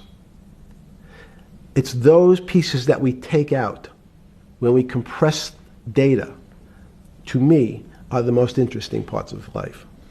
You just said a while ago, part of this new search for science may go back to when people were actually talking about a soul, and you said there's no doubt in your mind that there is a soul. Describe for me what you mean by that. What do you mean by soul? What do you mean soul different than the physical analog body that we're seeing on film right now?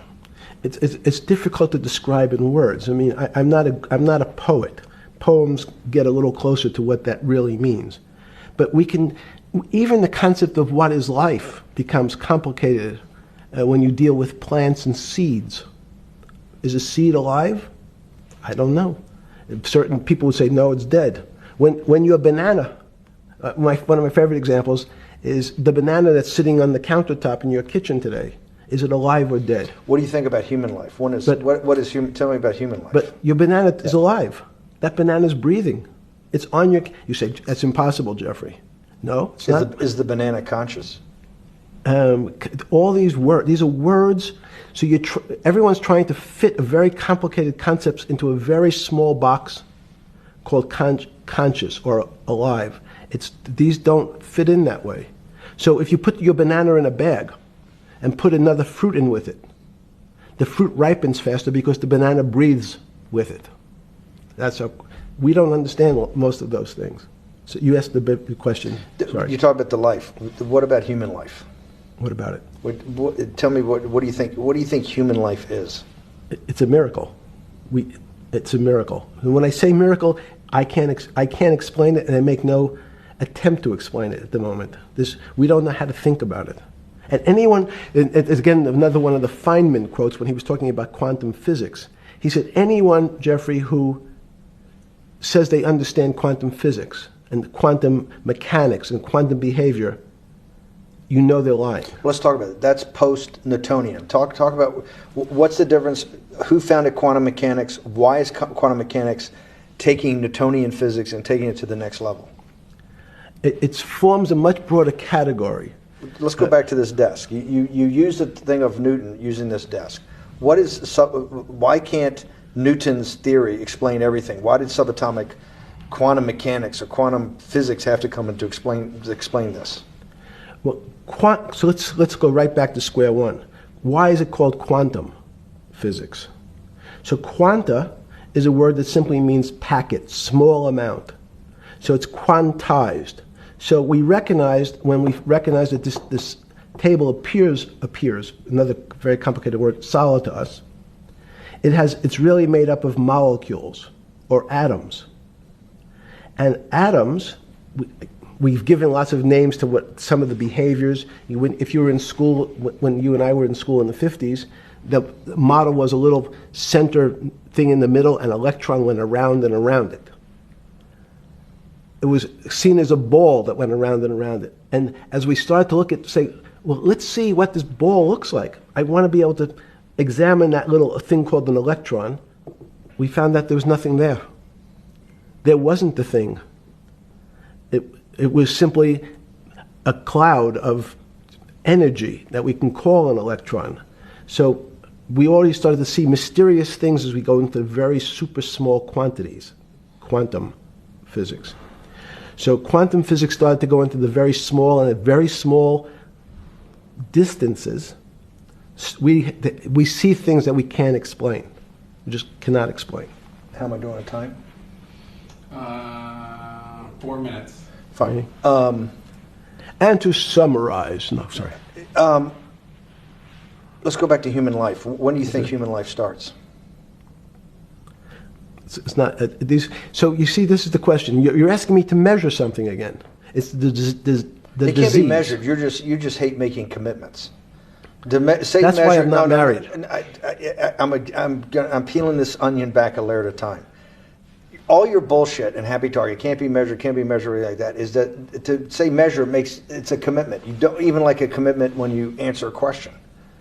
I don't. As they say in golf, commit to the shot. I don't know what it means to be measured. You do know what it means to be measured. You're one of the leading currency traders, hedge fund guys, or stock market financial wizards. You're in the high priesthood of high finance. You certainly know how to measure. That's why you're a billionaire. Any other answer besides that is total and complete bullshit, and you know it. I know very few things. You know things can be measured. You measure every day. You weigh and measure every day. You weigh and measure people. You weigh and measure leaders. You weigh and measure economies. You weigh and measure politics. It's a very good. You weigh and measure. You weigh. Hang on. Your whole life, in fact, is measuring. So what you've now done is a great thing. Is you've used the word measure, a mathematic term, in the common vernacular, and abused it. So I don't even recognize what it means. It's so abusive to my field. Why? And let's go to that. In mathematics, measure means what specifically? There's no specific.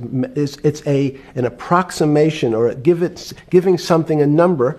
Einstein said, we're not asking you to go to the ninth decimal point. Oh, you didn't say that before. No, you're not going to the ninth. I don't even. What if I say measure how tall are you? You'd say, 6 foot. 6 feet. But is it 6 foot 1 inch? Give or take, between 5'11" and 6 feet. But what's that? So the question is, I want an accurate.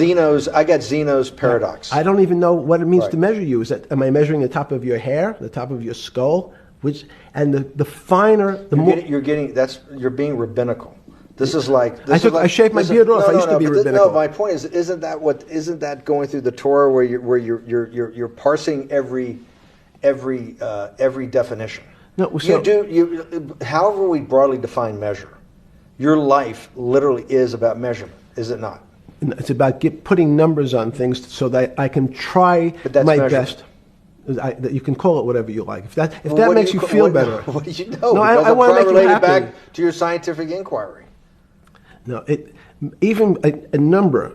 People don't. A number is a complicated When did thing. you come? When did you come to this When did you come to this aha moment? Was when it was in your solitary confinement, when the biggest financial crisis in world history was going on, in your 7x9 jail cell with your metal bed and your two brushes because you were a trustee with the brown uniform on, trustee spelled wrong.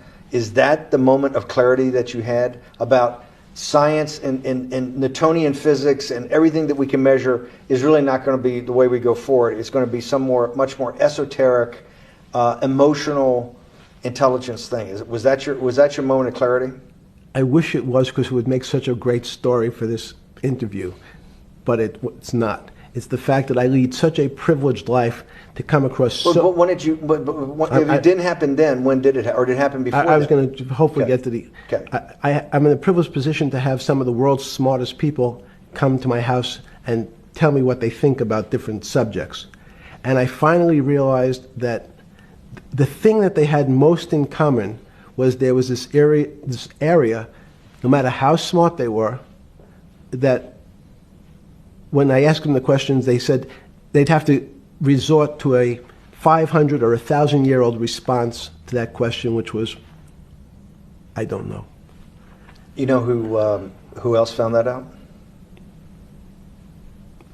Socrates. That's what Socrates kept doing, right? Socrates kept asking all the experts.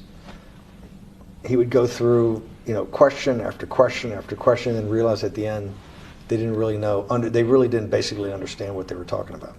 And one of the things that people won't enjoy, it turns out that potentially one of the bad things to teach children is how to write. Writing, reading, and arithmetic everyone's supposed to be taught, but writing forces you into a very narrow channel of thinking. You have to write in a certain form, in a certain way, in a certain linear pattern. So your thinking becomes somewhat narrow. The reason I brought up writing is one of the recent discoveries of mine with respect to Socrates, Plato, and Aristotle is they never wrote anything. They spoke, and people around who could write wrote. Socrates could think. So that was... Jesus of Nazareth was the same way, right? Never wrote anything. I thought he was a carpenter. He was a carpenter. Didn't he need like a little carpenter's tool? I don't want to get that. But at least his written record. Right. One last thing. Sure. Thank you for having me to your house.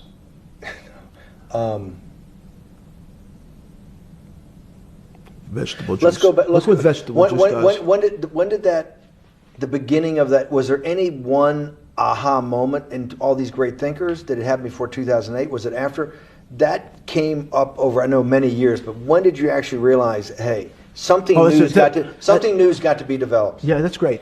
Is that because again, I'm privileged enough to have people around me who've given lots of philanthropic gifts to institutions of higher learning, and when I said the impact, how do you judge the impact of your giving? And we sat down and said, no really new ideas have come out. And I realized that, of course, it hasn't come out because we've been looking at using science and mathematics, and it's the wrong tool. It's obvious. Institutions that are set up and try to put forward knowledge and understanding and truth, should they take your money? Derek Bach at Harvard said, taking money for good causes is a good thing. So if Hitler took all the gold out of the teeth of the Jews and said, I want to give this to Heidelberg University to fund the Leibniz chairs so that I can study high energy physics, Derek Bach would say that was fine? Again, these questions are questions where good people on both sides, like your Charlottesville, could differ. I don't know the answer to these questions. So tell us the two. Give us the two answers. What the one answer why it shouldn't be, and then the one answer. Derek Bach says, "I'll essentially take cash from anybody because I got so many projects, so many good guys, and this is the way I'll do it. So I'm indifferent to where the cash comes from. Money's money, and if I got good guys, I'm the fiduciary. Says these are good people and this is good research. Okay, I'll take the cash from any source, including you." What's the other argument? Let me give you that. I know in my case, Is your money dirty money? If you live, I just asked a question. Is your money dirty money? No, it's not. So, in fact, why is it not dirty money? Because I earned it, a heart. But you earned it. I earned it legally. We went back to this before. You earned Yes. it. You earned it, advising the worst people in the world, right? That do enormous bad things. And just to make more money. So, instead of asking me the question, should you take the money? Because I think it's a legitimate question. You think it's a legitimate question? Yes, no Why? question. Because I think ethics is always a complicated subject. But I can tell you that with the money I gave to help try to eradicate polio in Pakistan and India, instead of asking me whether that money should be given to these children for vaccines, I think you might want to ask their mothers who received the vaccine, who know their child now won't get polio, and ask them if Epstein should have helped these people with their money. If we walked in, you're a mathematician. You're a mathematician. If we walked into that clinic where they're giving that money out to these people that are in the most dire straits of poverty and sickness, and told them that the money was coming from class 3 sexual predator? Tier 1. Was tier 1's the highest and worst? No, I'm the lowest. I'm the lowest. You're the lowest. Okay, tier 1, you're the lowest. But a criminal. Yes. That the money came from them. What percentage of people do you estimate? I understand you don't like probabilities. Do you estimate would say, "I don't care. I want the money for my children"? I would say everyone said, "I want the money for my children." Did they know where the money came from? I think if you told them, if I told them the devil, 100%. the devil himself. The devil himself said, "I'm going to exchange some dollars for your child's life." Do you think you're the devil himself? No, but I do have a good mirror. It's a serious question. Sorry. Do you think you're the devil himself? I don't know. Why would you say that? Because you have all the attributes. You're incredibly smart. You remember the devil is somebody the devil knows. Smart? The devil's brilliant. You read Milton's Paradise Lost. No, the devil scares me. Satan is at the number 1 or 2 archangel, and the reason he goes to hell and leads the rebellion is because he can't be the top guy. And his thing is, I'd rather reign in hell than serve in heaven. I saw that in a movie once called American Dharma. I don't remember who said it. Okay, we have to go. Okay, good. Okay. That was good.